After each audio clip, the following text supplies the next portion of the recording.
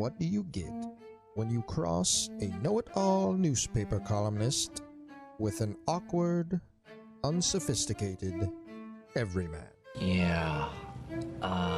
Well, I'm just not sure about that right now.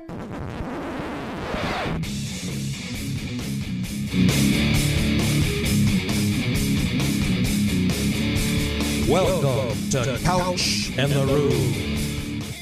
Welcome to Couch in the Rube, presented by Skyman Premium Cannabis, inspiring people to love better, live better, look better every day of their lives. Most people look better than me and Jason, who are enjoying Skyman Premium Cannabis. Let me just say that right off the top. You can always use the Couch in the Rube promo code Couch and Rube 20 for 20% off at Skymint wherever you go to Skymint throughout Michigan.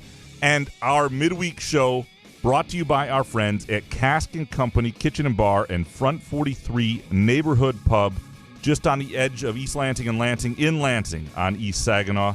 And they've got really cool holiday meal kits going on right now. So let Cask & Company and Front 43 do the cooking for you. You can select your main course: turkey, spiral ham, Nova Scotia salmon, all sorts of sides and desserts. A great way to take the pressure out of the holidays and out of Thanksgiving. Go to caskandcompany.com and order your holiday meal kit today and have a great meal for your family that you don't have to prepare. Jason, how you doing, man? Cockburn. I'm doing great, buddy. How you been? How was New York, Madison Square Garden? The Mecca. The Mecca. Is it a place, though, that you think that basketball junkies should go to once in their lives? I mean, basketball players love being there, and there's a lot of history to, like, events that have been there. And it's kind of cool. Like, Hinkle Fieldhouse, to me, next week, where Michigan State's going, 6 times the spiritual experience. Like, the way the sun peeks through in the morning and the history to that building. And yeah, but you have, like, a Hallmark card view on life, so it might be different for different people. Yeah, I mean, right? It's okay. I've done it enough that there are venues I enjoy a lot more than Madison Square Garden, but I don't mind Madison Square Garden. It's fun. I like the energy of New York, so that's cool. And I don't take for granted the opportunity to get to do that kind of stuff, especially after the last year where all that stuff was done remotely and we weren't able to do it. So, yeah, no, it's still a cool experience. Sparse crowd, huh? It was a little sparse, although it did fill in, as people thought, a little more when the Kentucky-Duke game began. But tickets were really cheap, dirt cheap. And so we're going to get into this.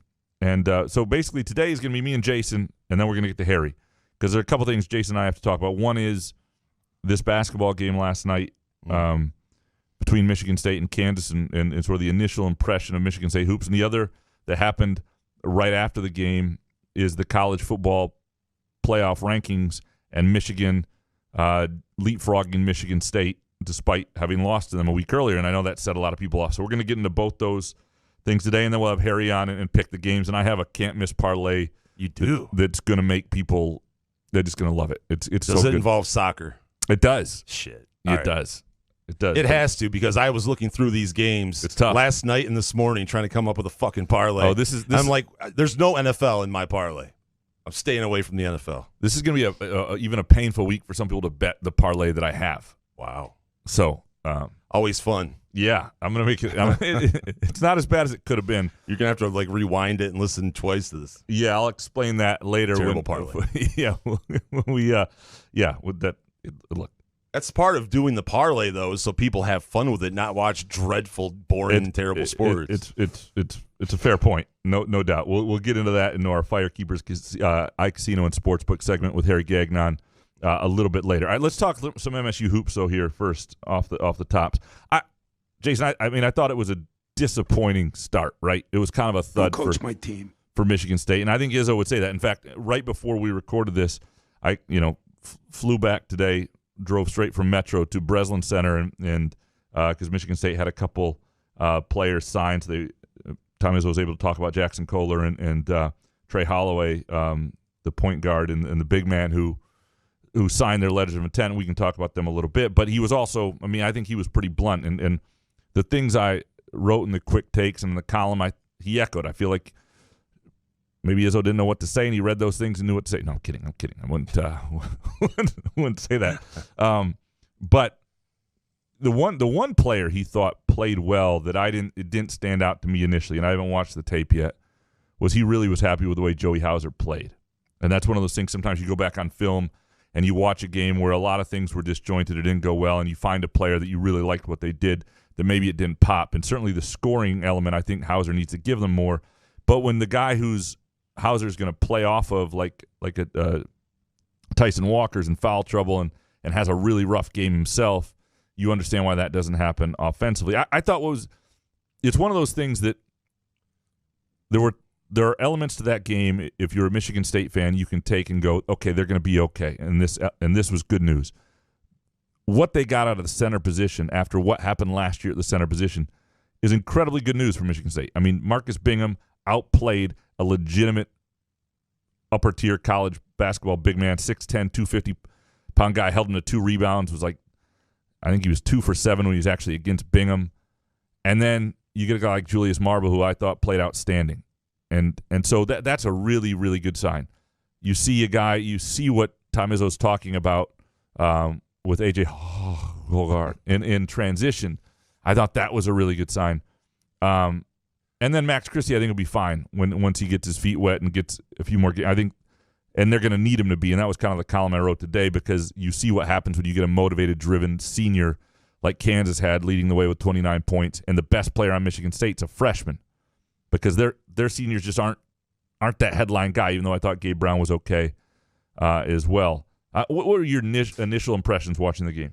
My initial impressions were I just feel like Michigan State always loses these kind of games, and I understand that Izzo wants to try to test his team early, but why is it that every team they play in one of these kind of tournaments has like a career day or so, and there's 16 turnovers? I mean, it's driving everyone crazy, the turnovers. I mean, it has to be fixed somehow. You can't have 15, 16 turnovers and beat a team like Kansas. No doubt. Some of that sweat equity, and you got veterans, on one team and not as much on the other. You look at where some of the turnovers were or the bad shots that led to runouts, Jaden Akins, Max Christie. Both point guards, though, had 3 turnovers. You can't have 6 turnovers out of your point guard position and 7 assists. Doesn't work. But what about Julius Marble, too? I mean, a quiet kind of 13 and 7. He was fantastic. When I checked the box score, I'm like, what? Okay. No, ultimately, one of the things Izzo talked about today, and I left the game thinking this too, is they should be disappointed because Kansas isn't that much better than them. I saw a lot of mumbo-jumbo on Twitter about Kansas is just a different level. Bullshit. I didn't see that. I didn't see that either. Yeah. And so there are a lot of fixable things. There are games Michigan State's played in this where they haven't had as good of teams, or even the Final Four team in 2014-15 that played the Jahlil Okafor group. I think that was the team that played them in the Champions Classic. And just they're not quite that class, and it's like it's a talent thing. This didn't look like that. Tyson Walker played poorly. He looked like the moment was a little big for him, transferring up, playing out east. I don't know what it was. He didn't play as well as he's been practicing from what they've said. And he's key to sort of getting everything good. The offense just looked a little disjointed. And then, I thought Jaden Akins was pretty much single-handedly responsible for the deficit at halftime. He had a really rough first half, and he's a freshman playing his first game. Yeah. And I know there's some foul trouble. I did like that Izzo gave him time to work through and play 10 minutes in that half. But yeah, overall it was disappointing. I think because I think they're better than that. Yeah. I think where you have to feel good is they're better than that. And if they weren't, if it was like that's as good as they can be, it'd be a little deflating. And I think there were certain elements, mostly what they got out of the center position, that you go, that's a really important thing given all the big men in the Big Ten. Well, let me ask you a question about Gabe Brown. Obviously, there's conversation. Obviously, his leadership of being an older player. But what do you think Gabe Brown his ceiling is?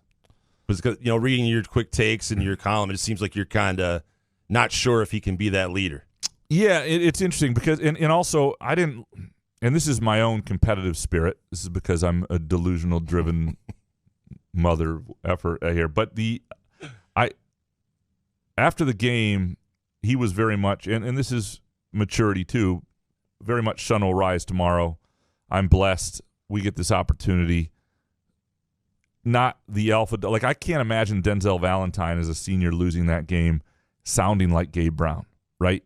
Yeah. And meanwhile, the kid from Kansas who has 29 points is like, this is why I'm back. I'm back to will this team, to lead this team, and so there's just a different mentality of sort of, your competitive will dripping from your quote, so to speak. And but that's never been his personality. It hasn't been. His personality is to kind of joke, brush stuff off quickly like that. And he did some really good things, and he hit 5 of 10 shots. He's got to get more shots, I think.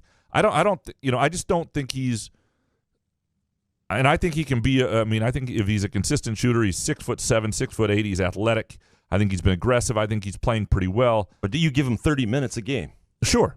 Okay. But that's not the issue. The issue is your ceiling, your guy who gives you a chance to be special this year at any level and to exceed expectations is Max Christie. And how quickly does he stop being a freshman, which is a really big ask of a kid, right? But they're going to need him to grow, in, because I think that's where the ceiling is high. There are 3 things I talked about in the column I wrote before the opener that I thought gave them a chance to have a season beyond what people were thinking. And Gabe Brown had to be a given. And I thought there's nothing last night that was really concerning about what he did. They need him to be at least, I don't want to say at Aaron Henry's level. They're different players, but they need him to be a good senior who has a season that's good. But that's a given. The 3 things were Marcus Bingham in that center position. It was Tyson Walker, and it was Max Christie. And one of them was exceptional. One of them answered it well last night. Max Christie was just okay. I think that'll still develop into I think he'll be fine. I think he's going to be, as Bill Self said, one of the best freshmen in the country. The question is that one of the best players, too, in the Big Ten? We'll see. Is he ready to be that alpha player? The point guard position was a little more concerning because, and again, it's game 1. Let's give it a little while. But I thought Tyson Walker really struggled.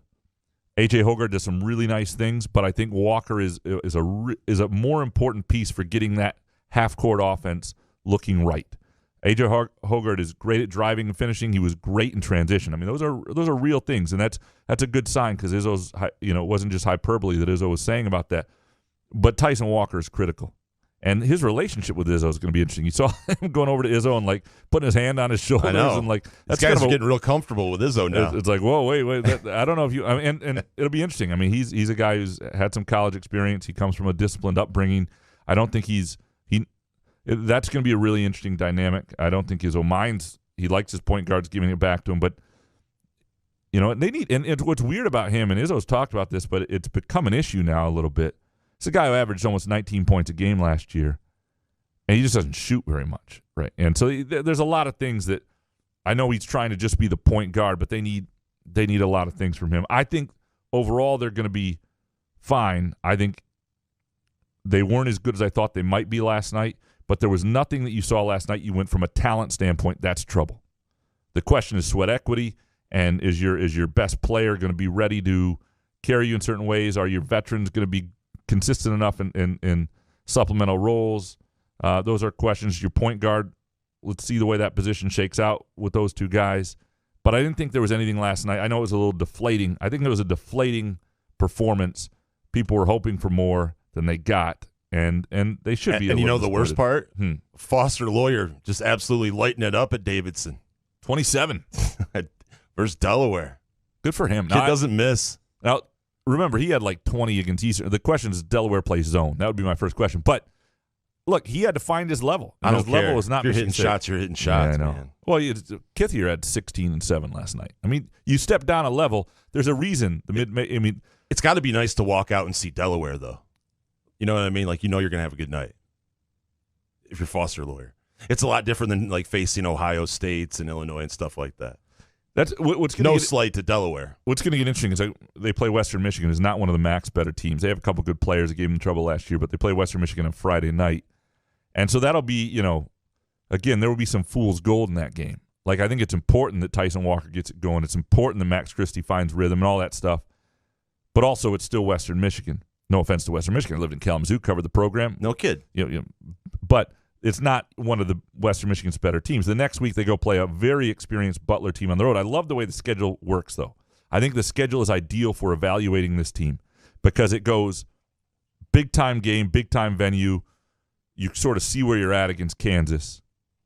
You play Western Michigan, friendly home crowd, chance to work it out. Then true road game at Butler, which wasn't a great team last year but had a number of injuries, has like 6 super seniors, like the guys who took advantage of the extra COVID year. Legitimate Big East team, probably NCAA tournament bubble team, and on the road. And there will be a fair number of MSU fans there too. But that's going to be another real test. So they'll have to. And then I think it's Eastern Michigan, maybe at home, and then it's that tournament down in the Bahamas, right? So I like the way we'll learn about this team and the way this team will have to figure it out in the first few weeks. I like the way the schedule sets up and sort of the pacing of it. Okay, the other thing I want to get to is this college football playoff, the shenanigans from last night. I don't know if people are interested too in Gary Barta. But before we get to that, Jackson Kohler and Trey Holloman, I mean, they signed. I think Izzo loves Holloman because he's loves his personality too. He's a football guy and he loves those guys, and he thinks he's not just a true point guard, but he's got the personality of a point guard. And Kohler is from out west is good at footwork as you'll find. He was comparing him to like a Zach Randolph type just in terms of footwork. Now, different player, not as athletic as certain guys, but can finish with both hands. I think he's going to be fun to watch in the college game for Michigan State. And I think, people keep saying because he's white that he's the next, who were we just talking about? 2 seconds. Jason Williams? No, the guy who just transferred to Valpo. I'm blanking on John his name. Stockton. Fuck, come on, man. It's this guy was on last year's team. Larry Kristowiak. Not Foster Lawyer. Thomas Kithier. Jesus, people are throwing. How many people broke their phones listening to this? We'll fix it in post. But anyway, he's not that. And it's no offense because Kithier's mom was the first I put that out. Basically said he was different than Kithier at one point. Kithier's mom immediately DM'd me. It's no knock on Kithier. I think Kithier did a lot of things well. He is a different cat in terms of his footwork and offensive ability. Now, what will be interesting is who he defends, and the beauty for Michigan State is he's only 6'9". I don't think he's an early entry guy, so you'll get him as a good big man in the Big Ten for a while. I think those are two big gets. Neither one is a 5-star kid, but for a class people were scared of, and I think they're going to at least add one more or try to add one more. I think it's not a bad 2-man haul. Okay, now let's dig into the college football playoff situation. So my initial thought, Jason, was that the college football playoff comes out last night, and big build-up for that show. Georgia is 1, Bama's 2, right? Oregon, Ohio State, Cincinnati, then Michigan and Michigan State. And I have less – Cincinnati's going to probably play its way in, but I have less sympathy for Cincinnati. And we've talked about this because they were on display last week. They had a chance. They can't cover a spread. They knew everybody was watching them. Everybody was doubting them. Yep. And they had game day there, and they still just weren't impressive. That's not a good deal. It's one thing to be off the radar against shitty teams for a couple weeks and not have inspiring performances. But once you get that initial ranking, you ought to be inspired. So anyway, a couple things. One, Gary Barta, the Iowa AD and chair of the committee, is an idiot. He is. And like it's in the explanation for the Michigan State pairing that's the problem. What he had to start by saying was that MSU has a worse loss than Michigan. That would have been a better explanation than the analytics, and we just think this is a better overall team. Like, Michigan's loss happens to be to MSU, so that, but there is an argument that the body of work between the two of them is splitting hairs.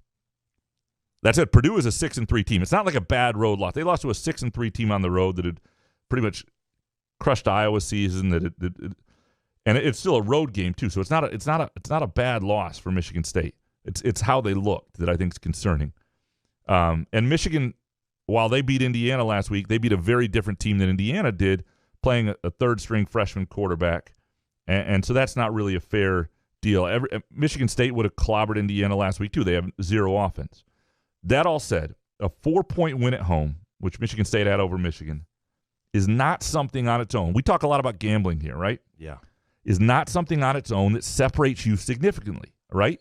Because Vegas gives you 3 or 4 points. That's what being home is.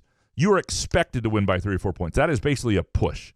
That is what you are supposed to do. Now, it allows the body of work to come in. If they had won by 2 touchdowns, or if they had won on neutral field, or they'd won on the road, a little different. It allows the body of work to come greater into play.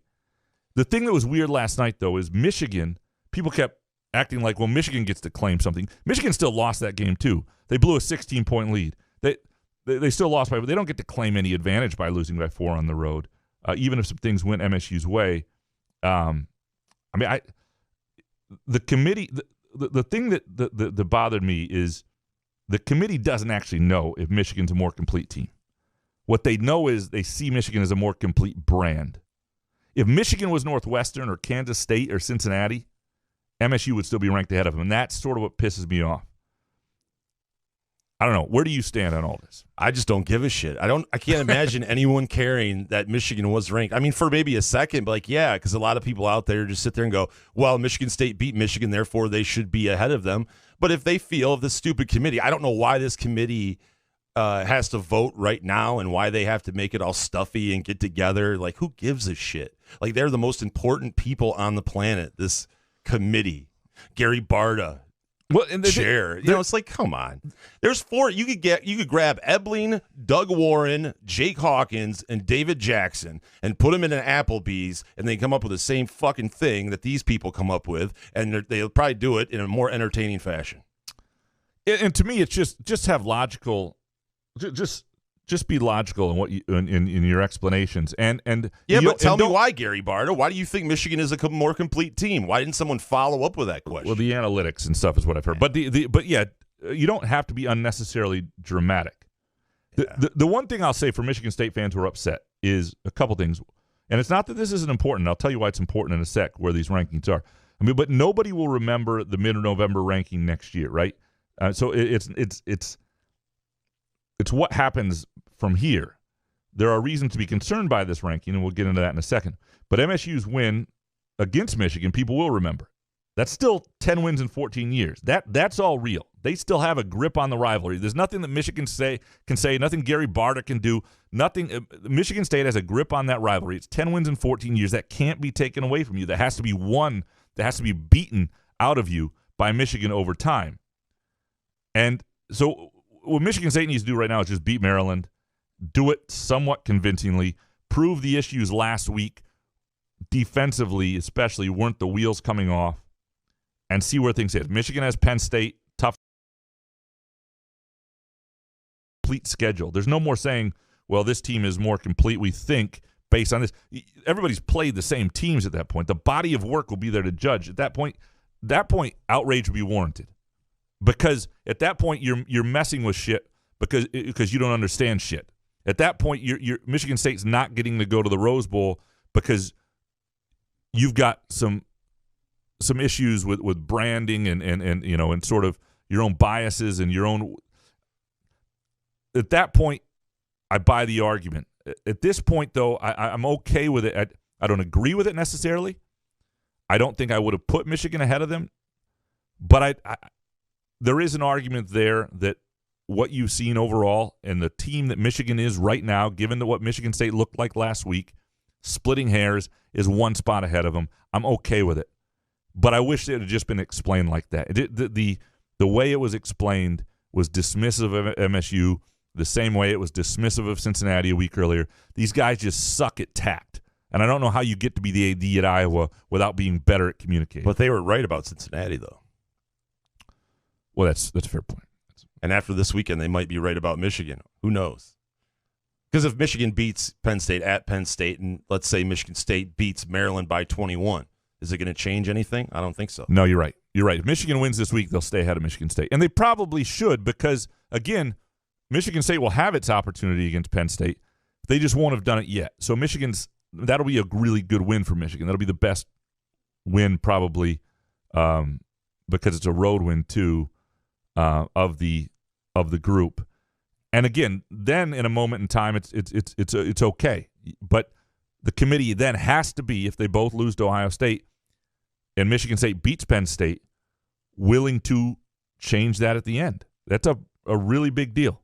And if they don't, then it's okay to shame Gary Barta. Then it's okay to shame these idiots and really go after them. I'm not go after them. What? Not physically, just like.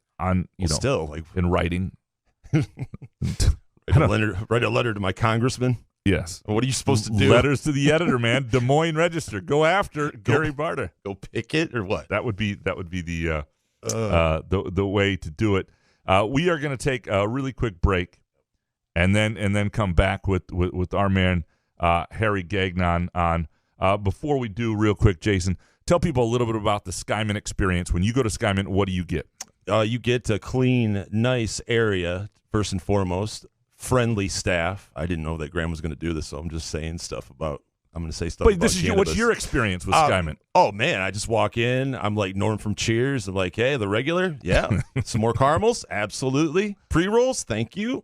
So my bag is pretty much sitting there waiting for me, and I just pay and go. And by the way, there's no dumb questions. That's what I love about it the most, because of course I have dumb questions no matter what. Even if you call me the Joe Ingles of weed, I still don't know a lot about weed. So that's what I love about Skymint the most. I don't even pronounce all the things they have correctly, and they don't make fun of me. It's fantastic. Cannabinoids?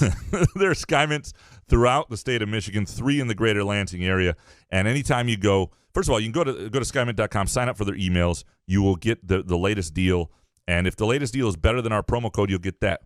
But the promo code CouchAndRube20 gets you 20% off and lets them know you're from the show. You're supporting the show when you do that, and we very much appreciate that. And Graham, one more thing. You also can accrue points. You get points for every purchase at Skymint, and you get rewards like a free pre-roll for if you have 300 points and stuff like that. So you end up getting free stuff too. So awesome. I'm telling you, skymint.com for the location information and specials. And again, Couch and Rube 20 is the promo code. All right, we'll take a really quick break. When we come back, Harry Gagnon from Against All Odds and Best Bet Corner and Extra Points. Couch in the Rube, presented by Skymint Premium Cannabis and Front 43 and Cask & Company.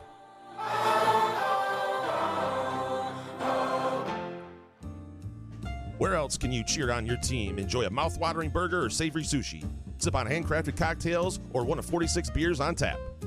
Take your game day or date night to Cask & Company Kitchen Bar or Front 43 Neighborhood Pub near Frandor. 2 amazing places with 1 awesome blended modern American Asian menu.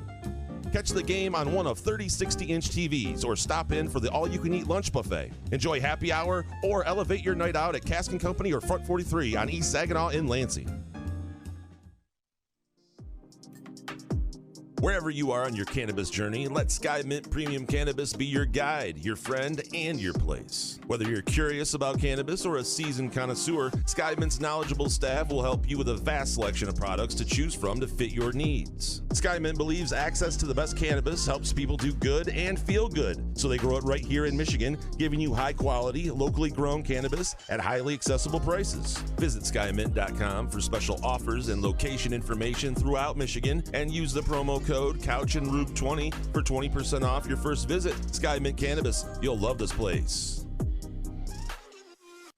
Come enjoy irresistible, award-winning, handcrafted donuts and locally roasted coffee at Groovy Donuts. Surprise your family or coworkers with special holiday designs and flavors, or put the perfect finishing touch on an event with a custom order. Birthdays, weddings, gender reveals, our friends at Groovy Donuts are your answer. Experience the Groovy Donuts difference for yourself on Lake Lansing Road in East Lansing or in Williamston. Get more information or place an order at groovydonuts.com.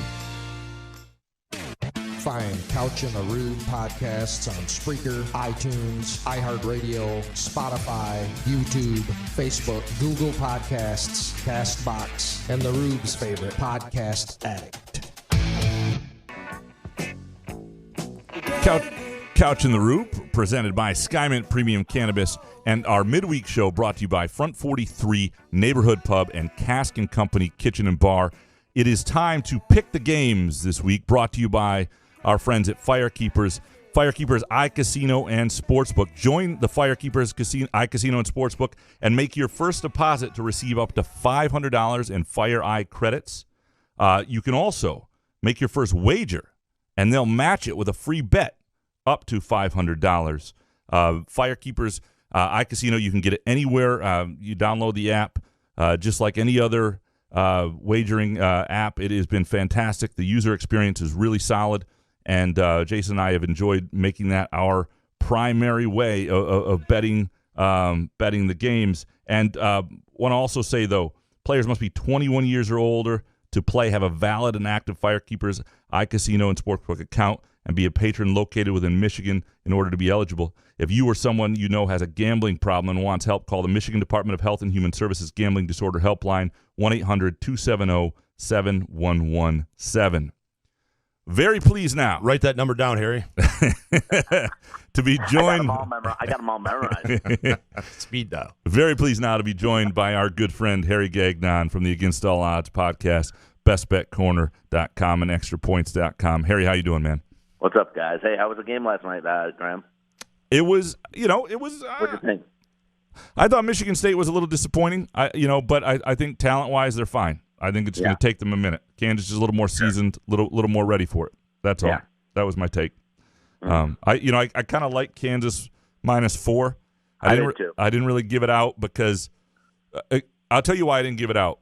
There was a point in that first half where Michigan State took the lead where I would have yelled on Twitter like abort, because I lost faith in it. And the first nights of college basketball I get real nervous about. I did like Buffalo at plus 15.5 against Michigan. That game though is doesn't really work with our schedule where that game's happening as we're recording this, and that line fell down to 12. But if you got it early, I like Buffalo's a really good team. That's gonna be a tough game for the Wolverines. But do you play anything last night in the college basketball front, Harry? You know, it's funny. I looked at everything, and I ended up not playing it. I didn't get suckered in. I didn't play anything. I did like on Against All Odds. I gave out Kansas over Michigan State. I just thought that just overall talent-wise, right now, what Kansas has on the court is better than Michigan State, and so I did like that. And I was actually looking at Eastern Michigan. That was a big number against Indiana. It was, and it was over. I think it was 24 points. And historically, if you look back, I don't think Indiana really does that. When the big numbers like that, they haven't last couple of years haven't really covered. Not even been close to covering big numbers like that. So I kind of liked the Eagles a little bit last night, but. As of right now, I haven't officially made any bets yet, but I'm looking for this weekend. There's a lot of nice games this weekend. Harry, you watch women's badminton, and gamble on that shit. You couldn't find any games last night? I don't believe that. I didn't want to get suckered in, Jay. I didn't want to get. I need a couple days to prepare, take a look, and see what's going on. You know a couple days. That's smart. $100 a day. If you don't lose it, you don't lose it. Right. All right, Harry, let's dig into these games. Yep. There's a lot of stuff to get into here. The first one we'll do is a big game this week. Michigan -1 at Penn State, and this is going to be I'll give it away. This is going to be part of my 3-team parlay. I really like the Wolverines here. I think they're better than Penn State. I do think Penn State's defense will cause some problems. I like the under quite a bit here as well, but for me, Michigan -1 is the play here, and I like it a lot. Jason, where are you? Yeah, I'm with you on the Michigan front because I just thought this was going to be a night game, and night games at Penn State. So, but give me Michigan. What do you got, Harry? Yeah, I got them too. Penn State won at Maryland last week. Really wasn't impressive. They got a pick six to get the cover late. But Michigan's still plenty on the line for the Wolverines. They can still win the Big Ten. I love their offensive line, giving up just 6 sacks, and Haskins and Corum combined 1,600 yards, 21 touchdowns on the ground. Between those two, I'm taking Michigan. Even though this line seems a little weird, a little fishy, only minus like 1.5, but I'm still taking the Wolverines. Yeah, the other thing is that over-under 48.5, I kind of like the under there. I feel like this is going to be a noon game. I feel like two decent defenses. Penn State's going to make them work. I like the Penn State's offense is just Life's too short to bet the under. Clifford hasn't been right to bet, for the last 3-4 weeks. He hasn't been right. I don't know. All right, the next game, the game of most local interest and national interest, frankly, Michigan State at home is giving 13 points, -13. So Michigan State at home -13 against Maryland. When we first talked about this, I was like, total stay away, like tease it down or whatever. I still don't love this game just because I don't know if there's something inherently wrong with Michigan State's defense that's going to cause trouble this weekend. But I also think we're overvaluing Maryland. When you start looking at their results a little bit and what they did and how bad that Indiana team is, they just beat Indiana has gotten worse since Michigan State played them. And I do think Michigan State's going to cover this line. I just don't like it to be comfortably covered. But give me MSU. Jason, where are you? After last Saturday, the bend don't break defense plus 13 is just too heavy for me. But give me Maryland plus the 13. What do you got, Harry? Yeah, I'm on with you, Jay, here too. Maryland, I mentioned that game against Penn State last week. They were tied into the fourth quarter against the Nittany Lions, and I jumped on board with you guys with Michigan State. I said no letdown against Purdue, no letdown. And I don't know if that was a letdown, or like Graham, you just said, or just the defense just didn't show up. I think 13 might be too heavy here too. I'm with Jay. Look, I'm not going to argue. I mean, I wouldn't bet it. I wouldn't bet it myself. And I would tell people who like it, who want to bet Michigan State, throw it in a teaser. Get that sucker down to 7 or 6 points to bet it this week. Next game, another game of, I don't know why I put this on here, just so maybe Jason would have to watch it. I don't know. Mm-hmm. Northwestern plus 24.5 at Wisconsin. It's a big number. Northwestern's not very good. They were competitive, though, last week against Iowa. Wisconsin's been rolling people. I tend to think this one, though, I like the Wildcats here. I think it's too many points. I think people are getting a little too bullish on Wisconsin. Jason, where are you? Paul Christ minus 24 and a hook? No chance. Give me Northwestern plus that points. What do you got, Harry? Guys, I'm on Wisconsin Badgers. 5 wins in a row. No, I'm not taking this anymore. Opponents 153-37. I'm going to tell you something, guys. To win the Big Ten, Wisconsin is a sneaky pick at 6-1. I got them at plus 700 at the beginning of the year, so I'm good. Wow. I'm good. Mm-hmm. Bragger. Yeah, sorry. I also had Iowa and Minnesota and Purdue. Like I got to hedge a lot of shit, but I got them. It's, well, it doesn't whether they play Michigan State, Ohio State in the championship game. Whoever comes out of that side is going to be beat up from having to beat whoever they had to beat up, and Wisconsin just gets to put it on cruise control, and their defense has been dominating. Well, and the one thing that usually I always take a couple long shots in the West, and it pays off because you can hedge right in the championship game. The problem is sometimes the if you get like last year, it's too big. Yeah, it's too big too big to hedge. This year, it's not going to be. I don't think it's going to be too big to hedge and still make a profit. Somehow Minnesota could still get in too. So I've seen them at 30-1. That team would get absolutely. Well, actually, they played Ohio State a little tough earlier What in the year. happened to them last week though? Oh, that was awful. It's just physically, you start to look at some of these things, and Illinois is one of those teams physically that's better than you think. Look what they did against Purdue. Look what they did against Penn State. And they just have these weeks where they're awful, and so that's what's happening. You're having these games where that's how I knew they might be able to shut down the run for Minnesota, and that's why I was on the money line for that game because I just had a feeling Minnesota didn't have an answer in the passing game. Okay, next game, Georgia, minus 20 at Tennessee, and Tennessee's not awful, but Georgia is the one team, and the one team I trust in college football that looks like they're trying to hurt you every single week. You give me inside of 3 scores with Georgia. I don't care that it's on the road. I like Georgia. Where are you, Jason? You know, I'm scared of Georgia, betting gambling-wise. But 20 and a hook, Tennessee at home. Like you said, they're not terrible. So I think they can cover the 20.5. What do you got, Harry? Jay, I'm with you. I'm with you on the 20.5. In their 5 wins, the Vols have scored 38 or more in all of them. And, guys, it seems every year, somebody gets an unexpected game from someone where they have to sweat it out. Georgia hasn't had that game yet. Is it this week in Knoxville? I think it kind of is. Vols just won in Lexington, put up 45 versus Kentucky, who was ranked number 18 in the country. And the quarterback, Hendon Hooker, 21 touchdowns, just 2 picks. He's got 4 more touchdowns on the ground. They have a balanced offense. They have 22 receiving touchdowns, 21 rushing touchdowns. Listen, give me 20.5 at home. I'm taking the Vols. Man, I'm definitely not betting that now. Yeah. When Harry goes against me with confidence, I lose all confidence very quickly. Let's go Rocky Top. All right, Purdue plus 20 at Ohio State. This is where I'm not going to do what I did with Indiana. After Indiana gave Michigan State fits, I was like, Indiana is the best team in the country. Bet them on the spread, and then they fell apart. I do think Purdue is a quality team, and I do think that Purdue's offense and passing game will be able to, put up a few points against Ohio State. This is a game, I hate this line because I think the number's about right. If I had to play it, though, Purdue's a pretty good team. I would probably play Purdue, so I'm going to go Purdue for here, but I think the number's about right. Where are you, Jason? Yeah, I think the number's too fat, so give me Purdue plus 20. What do you got, Harry? Yeah, Purdue is good, guys, but I'm still going to lean here to the Buckeyes, Boilermakers. As you guys obviously know, shocked Sparty, but Ohio State, they haven't covered the last 2 weeks. I still think they're going to be okay, and I think this is the first cover in the last 3 games. I think they get there against Purdue. Purdue had that big game last week. Maybe Ohio State just gets right here and gets a big win at home. All right, to the NFL. Big game, Lions plus 8 at Steelers. Lions coming off the bye, Steelers at Cockburn. The Steelers coming off the short week, although short week teams have fared fairly well. I like the Lions a fair bit here.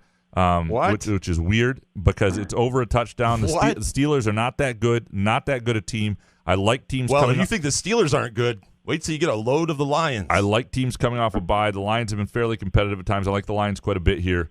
Give me the Lions. Jason, where are you? Yeah, it's other sad. than dead inside. It's sad to watch Ben Roethlisberger play still, but listen, Najee Harris all day long. Give me Steelers minus the 8. What do you got, Harry? You know what? I'm on board with you, Graham. Here, I'm going to give Detroit another chance.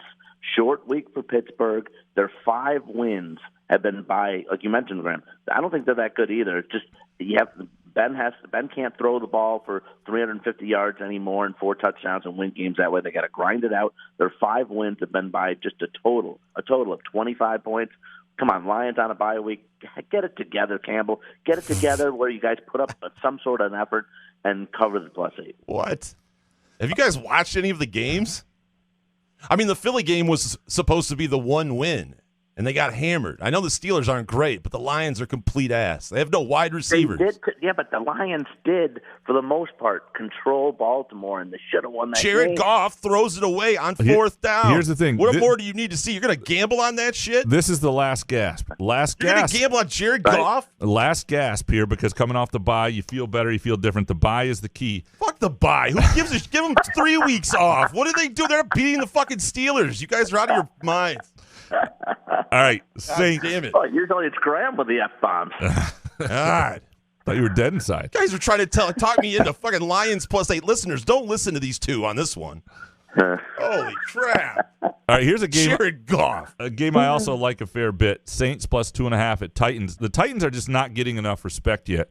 And I understand at some point they're going to lay an egg. But here's why they're not going to do it this week. There are theme weeks in the NFL. And I don't know what it is. We've talked about this before. Last week was one of them, right? Where the Cowboys suck. I mean, everybody who's good sucks. And it's like, and you can say that what happens in L.A. should have nothing to do with what happens in Dallas. Bullshit. You want to talk about higher powers existing and gambling, karma, and whatever. There are weeks where all the favorites just can't do jack. And if we knew what those weeks were going to be ahead of time, we could all take the underdogs on the money line and make a lot of money. We just never know when it's actually coming. But that was last week, so it ain't this week. And it never happens 2 weeks in a row. And the Titans are really good, and they're better than the Saints, and it's in Nashville. And it's under 3 points. Give me the Titans. I like this game a lot. Jason, where are you? Oh, God. Trevor Siemian versus Tannehill. I got to watch this. Give me the Titans at home -2.5. What do you got here? You know, guys, I'm leaning a little bit towards the Saints. Simeon hasn't been terrible. I think this line is fishy. It's too low. Saints 3-1 straight up in the last 4 versus AFC teams. And Saints, say what you want about them. They're just a game behind Tampa Bay in the NFC South, and they've already beaten Brady. Great defense. What have the tiebreak? I'm going to lean here until I see something really terrible out of the Saints. I'm going to take them. Well, and you know, to be fair, I mean, the fishy line, for people who don't understand that, sometimes when a line looks too good, something's up. And it doesn't mean that anybody really knows anything, just something's up. It's in the air. It's karma. I'm telling you, I don't know that God gambles, but I sense that God gambles because there's just no way some of these lines make any sense sometimes. Well, I mean, wouldn't you think of, if the Saints would have pulled that game out last week, so now you can say, well, maybe they'll lose in Tennessee, and the line can be 3. But they lost that game. They lost late. So why is it still only 3? Yeah. Trevor Siemian? Yeah. It hasn't been terrible. Okay. You guys just tried talking me into Jared Goff +8. Sorry. All right. Chiefs -2.5 at the Raiders. The Chiefs have proven themselves mostly to be ass this year, but I struggle to not take them against the I am a sucker for the Chiefs. And I think the problem is we've just seen too much. And to bet against Mahomes seems a little bit crazy. Give me the Chiefs inside of a field goal, even on the road against a Raiders team that's gone through a lot of crap, releasing 2 first-round picks. At some point, all the off-field stuff doesn't help you focus on the week. I'll take the Chiefs here, though I don't love it. Where are you, Jason? Yeah, I think I'm going to get tricked into this one, but give me the Chiefs -2.5. What do you got, Harry? Yeah, guys, a lot of issues with what you said, Graham, of the Raiders of late. Chiefs, I can't understand this offense. They just can't put big points together. They can't put the drives together. Barely pulled out that game against Green Bay in terms of, well, they didn't cover, and they gave up a touchdown late to not cover, but still only 13 points. I don't know. You know what? I don't really love this game at all. What I'm going to do, though, I'm going to go the other way. With these offenses looking so bad last week, I'm going to flip it around. I'm going to say over 51.5 is my play in this game. It's Sunday night. Let's see a great game between these two. A lot of points last year. 72 and 66 scored when they met. Let's go with the over. So you're recommending the over. If you had to take one for the purposes of our conversation, who would you take? I would say, you know what? Chiefs got to cover at some point. Chiefs got to cover at some point. But for the record, people, that's not Harry's recommendation. His recommendation is the over. So he's absolutely. All right, now it is time for our can't miss parlays, which it never miss. Whatever we give you, take these to the bank. Go to the Firekeepers iCasino and Sportsbook. Plug these in. Put a little on there, and hopefully on Sunday you'll have a nice little chunk of change, compliments of me or Jason. It hasn't panned out in a little while. No, but we like our chances. All right, you ready with yours, Jason? Yeah, we got to hit one of these one week here. All right, Harry, here we go. All right, let's do it. Oklahoma at Baylor. Oklahoma's games this season have gone over 63 points 6 of 9 times. Baylor has combined with its opponents to score more than 63 points in 2 games this season. The over-under is 62 and a hook. Give me the over 66 and sunny in Waco, Texas on Saturday. Cincinnati, Graham's favorite team, at South Florida. Fuck Cincinnati. The Bearcats have been favored by 23.5 points or more 4 times this season and covered the spread in 1 of them, and that was fucking Temple. Mm-hmm. Last 3 weeks, Navy, Tulane, Tulsa, not covering. Against the spread, Cincinnati's 5-4 this season. South Florida has always covered the spread this year when underdogs by 23.5 or more. Give me South Florida, Harry, plus 23 and a hook. Lastly, Miami at Florida State. Over under 60 and a hook. The Hurricanes rack up 65 more yards per game. 454, I don't know. These are just stats I looked up. I'm trying to make this sound great. Anyway, over under. Let's hammer the over. 69 degrees and partly cloudy with a 21% chance of rain. Man, playing Miami, Florida State. Straight out of 1989 here. Listen, man, this was really tough to try to find 3 games this week. All right. I've got it. I've got 3 games here. This is a painful week for people. It's going to make people root for things they don't want to root for and watch bad football. And I could have made it a trifecta and really made you anti-patriotic, but I didn't do that. All right, Lions plus 8 at the Steelers. Wow. I love the Lions this week. I just love the Lions this week. I have a hunch. I've watched enough Steelers football this year. They're not that good. You're over a touchdown in this, coming off a bye, short week for the Steelers. What does that matter? Steelers got away with one last week against the Bears. I'm telling you right now, this game is going to be close within a score. Give me the Lions. Michigan, -1 at Penn State. I just think the Wolverines are better. And right now, it's practically a pick 'em. It might be 1.5. Buy the half point if you can. Play the money line, whatever you want to do. But right now, it's practically a pick 'em. Michigan -1 at Penn State. Absolutely love this game. And then USA plus on the pick 'em line, so a tie gets you a push. Plus 105 at home against Mexico. And a World Cup qualifier on Friday night, ESPN2, 9 o'clock. USA over Mexico. It's being played in Cincinnati. Don't let what's happening with the Bearcats, or the Bengals mess with you here. Since they're on home soil, I like them a lot. If I really wanted to make this a painful parlay, I would have taken Mexico. But I like USA. I like the way they're playing. I like them at home. And what's a rivalry game, and you get a push if they tie. And obviously, it's a nice payout if they win. Lions, Michigan football, USA. What's more patriotic than Lions, Michigan, USA? That's the can't miss parlay from me. What do you like, Harry? I'll tell you what, guys. I'm very impressed, and I like both sides. I like that stat though out of Jay, where South Florida getting over 20 points is covered every time this year. And last week, I really thought College Game Day was in Cincinnati. I thought that was their time to really roll it up after 2 road games where they didn't. And against Tulsa, they were very fortunate at the end of that game that game didn't go to overtime. So, yeah, I kind of like that 23.5. I really thought, like I said, Cincinnati would do it last week, and they still haven't been able to do it, put up big numbers. I like the Oklahoma Baylor game as well. I like to go over to like the offenses there. And the other game was Miami, Florida State. You got over 16.5, right, Jay? Yep. Yeah, I mean, I dig that too. Miami's been playing really well lately in terms of putting up points, so I like that definitely. And now in Graham, I'm with you on the Lions. Sorry, Jay, I'm with them on the Lions. I'm on them with Michigan. I think Michigan at 10-1 is a great pick to win the Big Ten. Still, I think they can still do that. And the USA games being played in. You know what? Can I pick both? Let's do a 6-teamer. I want to do both. 6-teamer. Boy, if a 6-teamer hit, I would. I'm not rooting for the Lions. I'm doing it. You guys are on your own. Yeah, if you don't want to if you don't want to watch the Lions or have to root for Michigan, I like it.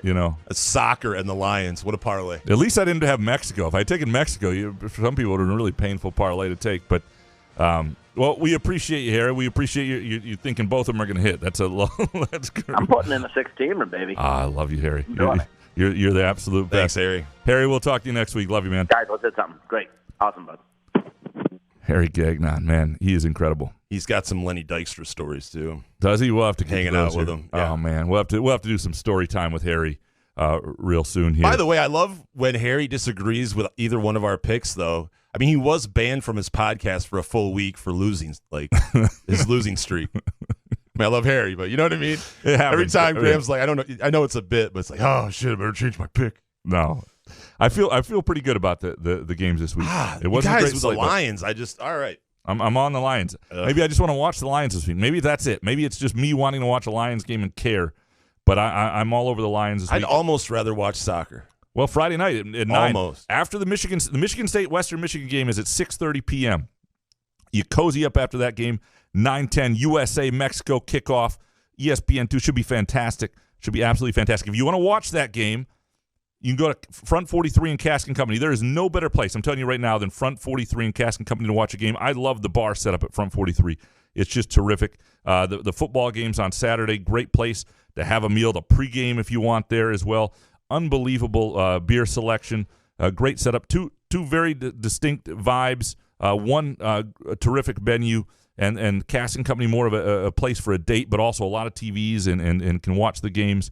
And Front 43, just a great, cozy neighborhood bar feel. Good, underrated, heated outdoor patio as well. Front 43 and Cask & Company, that's just on East Saginaw, just sort of on the Lansing-East Lansing line, and on the Lansing side of that near Frandor, just north of Frandor. Good show today, man. This was good stuff. We appreciate Cask & Company and Front 43. Thanks, as always, to our friends at Skymint. Go to skymint.com for specials, location information. Use the Couch and the Rube promo code Couch and Rube 20. And also, thanks to our latest sponsor, Firekeepers. Get the Firekeepers iCasino and Sportsbook app. It is fantastic. Make your bets there. They are also our Friday day sponsor, so we'll talk more about them as we do our Groovy Donut Twitter questions later this week. Good stuff, man. Yeah, man. Couch and the Rube.